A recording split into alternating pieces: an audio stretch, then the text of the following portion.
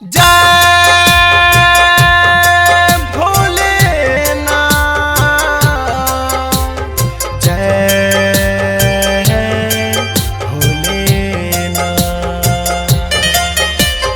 जय भोलेनाथ, जय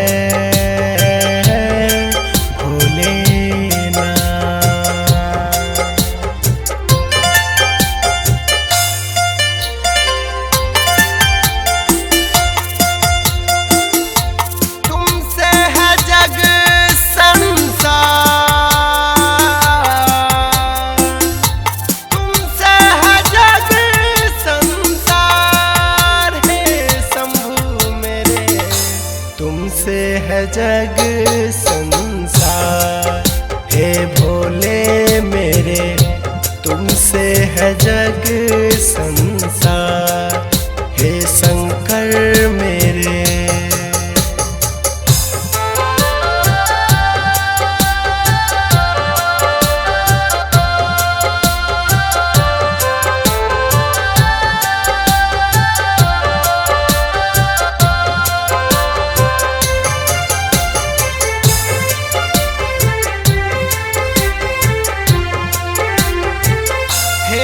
नंदीश्वर तुम हो त्रिपुंडधारी,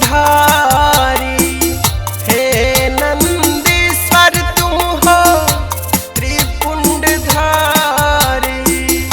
सर पर चमकते हैं चाँद,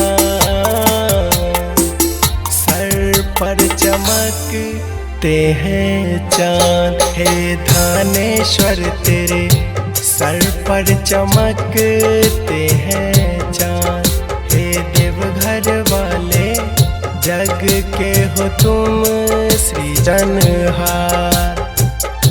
तुमसे है जग संसार, तुमसे है जग संसार, हे डमरू वाले तुमसे है जग संसार, हे गंगाधर तुमसे है जग संसार।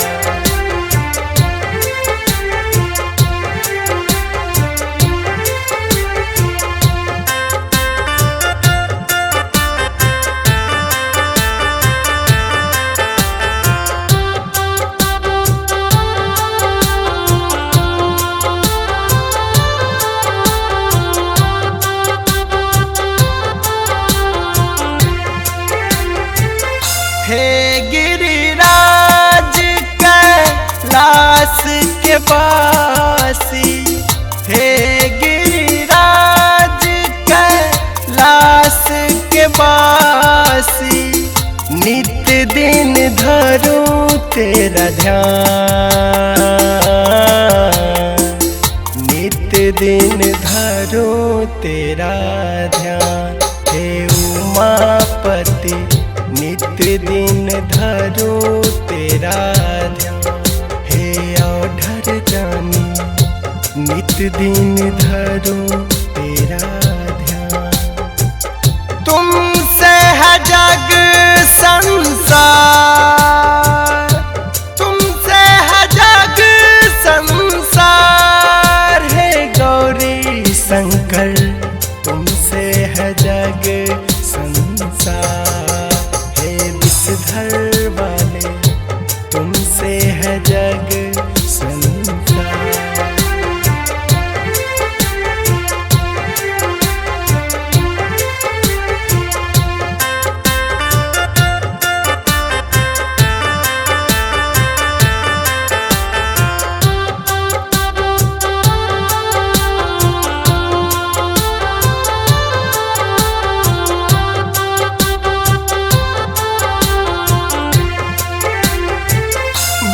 कुमार रोशन बाबा तेरे सहारे, कुमार रोशन बाबा तेरे सहारे, भक्तों पे दे दो तुम भी ध्यान,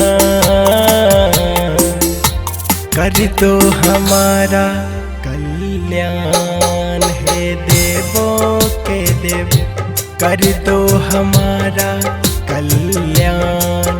हे त्रिकालदर्शी कर दो हमारा कल्याण।